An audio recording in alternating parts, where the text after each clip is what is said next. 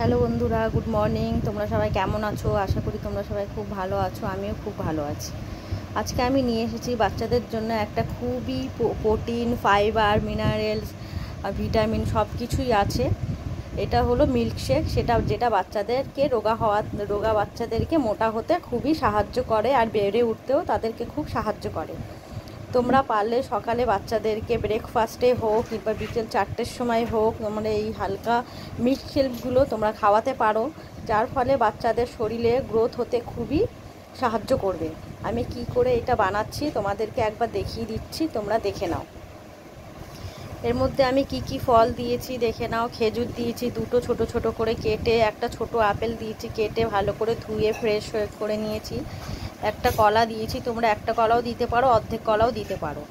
তোমরা এর সাথে একটু বাদামও দিতে পারো, যেটা আমি ব্যবহার করিনি, তোমরা চাইলে করতে পারো। কাঠবাদাম হোক, কাজু বাদাম হোক, যে কোনো একটা বাদাম তোমরা ব্যবহার করতে পারো। এখানে আমি পাউডার মিল্ক নিয়ে নিয়েছি, যেটা আমি হালকা উষ্ণ গরম জলে গুলিয়ে নিয়েছি। এবার এগুলোকে আমি কি করব সেটা একবার দেখে নাও। এবার আমি এই সব ফলগুলোকে এই একটা মিক্সি জার নিয়ে নিয়েছি, সেটাকে আমি ভালো করে পরিষ্কার করে নিয়েছি। এটার মধ্যে সব দিয়ে দেবো। দেখো বন্ধুরা, আমি সব কটা ফল আর গুলে রাখা দুধটাও আমি মিক্সি জারের ভেতর দিয়েছি। এবার এটাকে 1 মিনিটের মতন একটু পেস্ট করে নিতে হবে ভালো করে। দেখুন বন্ধুরা, মিল্কশেকটা এরকম দেখতে হয়েছে, খুবই সুন্দর হয়েছে। তোমাদের বাচ্চারা যতটা খেতে পারবে ঠিক ততটাই ফল নেবে, ততটাই দুধ নেবে, সেই হিসাবে বানাবে। যার বাচ্চা যতটা খেতে পারবে ততটাই বানাবে। এটা খাওয়ালে শরীরের পক্ষে খুবই ভিটামিন পাওয়া যাবে। বাচ্চারা খুবই তাড়াতাড়ি বুদ্ধি বৃদ্ধিতে সাহায্য পাবে।